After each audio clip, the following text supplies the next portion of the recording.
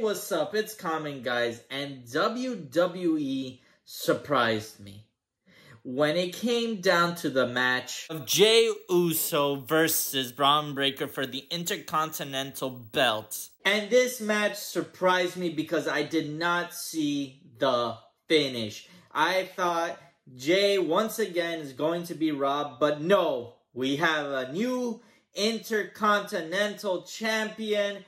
So let's talk about it. Let's talk about what's happening in Raw.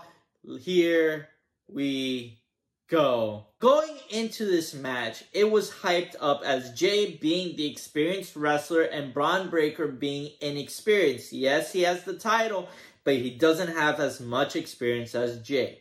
Now, the big thing going into this match was that Jey was interfering with the Judgment Day's business. Whenever the Judgment Day would beat up Rhea Ripley or Damian Priest, Jey would come out. I thought going into this match, Jey is going to be cost the title because the Judgment Day will ultimately get their revenge for Jey interfering. But as the match went on, and as Jey put on a spectacular match with Bron Breakker, it started to become more clear to me that the Judgment Day is not getting involved in this match. And my heart started to pound a little bit more because are they going to do it? Are they going to pull the trigger and allow Jey to win? And it's so uncharacteristic in this day and age of WWE to allow for that to happen because the Intercontinental title has just changed hands from Sami Zayn to Bron Breakker. So to have it change hands so soon doesn't feel like a Triple H decision. But regardless, the match was amazing and the finish was great. Jey spearing Bron Breakker multiple times and doing a frog splash on top of him was perfect way to finish Bron Breakker and make it look believable that Jey is the next Intercontinental Champion. And they did protect Bron Breakker because throughout the match, Bron Breakker was doing rookie mistakes, doing push-ups when he could have beat Jey, and using one hand to pin Jey. And with all those rookie mistakes and Jey's experience, it made sense. Bron Breakker has a lot to learn, but still really good and will be a future world champion, mark my words, and Jey gets his roses finally. And to even highlight something more, and it felt real nice to see Jey lift that title. Yeet! Jey Uso is going. There's a few avenues. He can either feud with the Judgment Day, possibly have Finn Balor challenge him for the Intercontinental title. He could even go feud with the Bloodline if Cody Rhodes and Roman Reigns ask him to, possibly leading to Solo versus Jey for the Intercontinental title if The Rock does return and becomes the final boss of the whole Bloodline and Tribal Chief saga. Or you could possibly have that rematch with Bron Breakker. It wasn't on a PLE, so maybe build it up for WrestleMania. There's many ways you can go about this. I think Jey getting the title was the best decision. Now moving on to the Judgment Day, we have Dominic and Liv Morgan just living up life, knowing that they have beaten up Damian Priest and Rhea Ripley so many times at this point, and that they are on top of the world. Well, Rhea Ripley comes out and informs them that she has been medically cleared for bad blood and that the match is on. Now, what made this even more special is that we get a match stipulation for bad blood.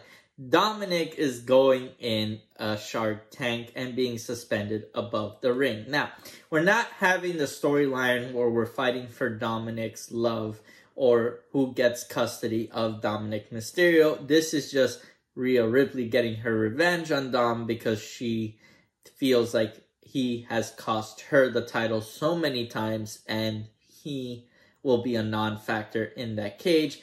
Dominic's reaction was hilarious because he does not want to be in a cage. Here he went to jail. He's done it all at this point.